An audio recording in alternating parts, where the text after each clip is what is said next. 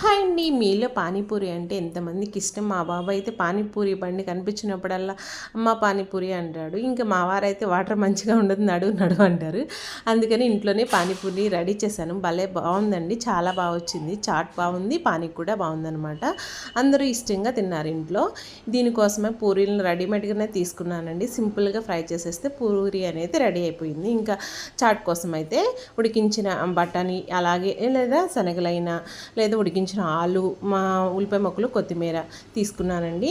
ఇవి తీసుకున్న తర్వాత నేను పానీ కోసం అయితే కొత్తిమీర, కొంచెం పుదీనా, అలాగే పచ్చిమిర్చి, కొంచెం అల్లం ముక్క వేసి దాంట్లోకి సరిపడినంత నిమ్మరసము, అలాగే కొంచెం చింతపండు రసం, ఉప్పు కారం సరి చూసుకోండి. పానీ మంచిగా రెడీ అయిపోతుంది. ఇంకా మసాలా కూడా చాట్ని రెడీ చేస్తాను. సూపర్ టేస్టీగా వచ్చిందండి. చక్కగా ఇంట్లో అందరూ ఎంజాయ్ చేశారనమాట. మన చేతుల్లో చేసుకున్నది ఏదైనా మనకి బాగుంటుంది కదా. మీకు కూడా నచ్చితే లైక్ చేసి సబ్స్క్రైబ్ చేసుకోవడం